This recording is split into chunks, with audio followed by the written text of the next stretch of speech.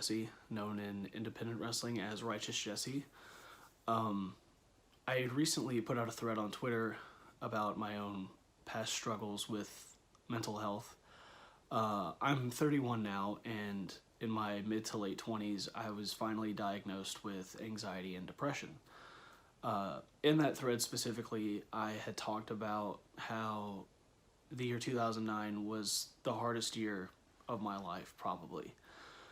In that year, there were days that I thought about ending my own life. There were days that I was mad that I was still alive. Anything you could think of, from thinking about ending my life to, every feeling involved with that, I went through it. I didn't, though, and I didn't know why I didn't do it then. I still don't know why I didn't do it, because I was in my own head a lot. I was, in the thread I mentioned that I was broke. I was starving at times. I felt very alone. I didn't know where to go, back then, even back then in 2009, I feel like people weren't really talking about mental health, and it wasn't such an open topic, kind of like it's starting to become now. So I didn't really know where to go, and I didn't have money for therapy or anything like that.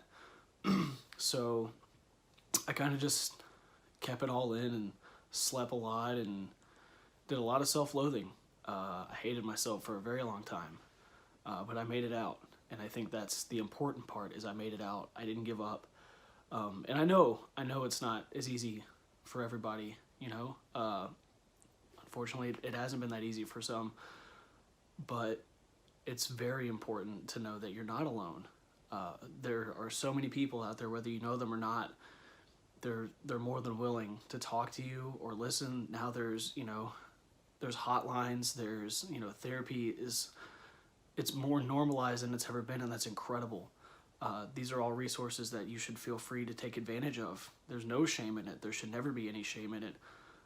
Medication, if that's your route, there should never be any feeling of shame for trying to better your mental health.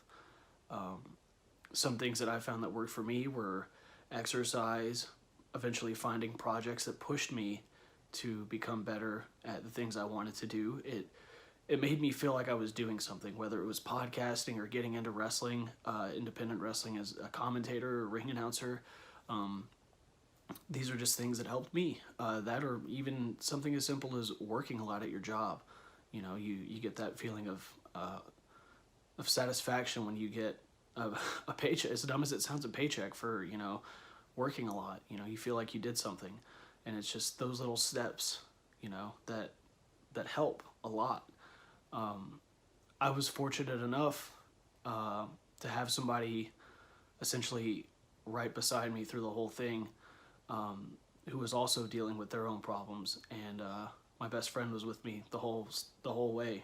We both talked about it when we felt like we could, and I think we were both on the same page where we never wanted to throw too much at each other, because we knew that we were both going through a lot, and that's fine, that's okay. But you're never alone, ever. There's always someone for you to talk to, and that's one of the beautiful things about the internet now and social media, is there's always someone for you to talk to at almost any point in the day. My DMs are open. I'm more than willing to talk and try to help however I can, or just listen, just so you're not alone.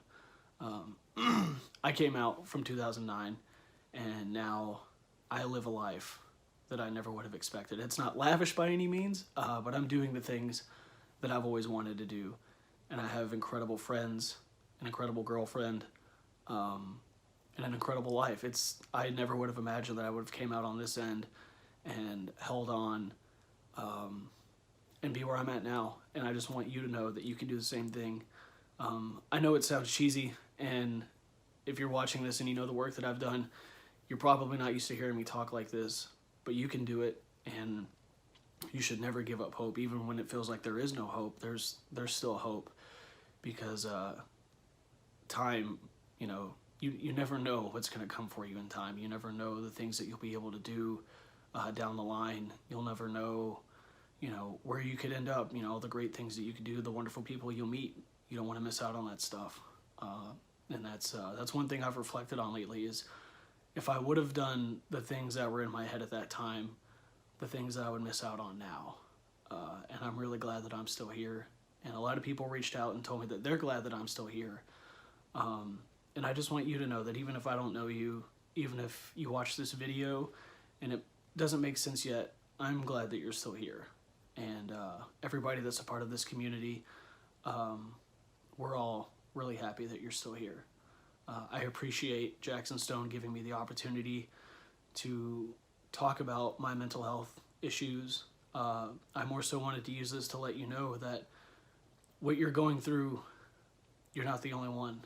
And we can use our past experiences to help each other and uplift each other and make it through and come out on the other side. So thank you. Thank you for hanging in there. I look forward to meeting you and talking to you if you ever need to go that route. I'm always here. We're all always here.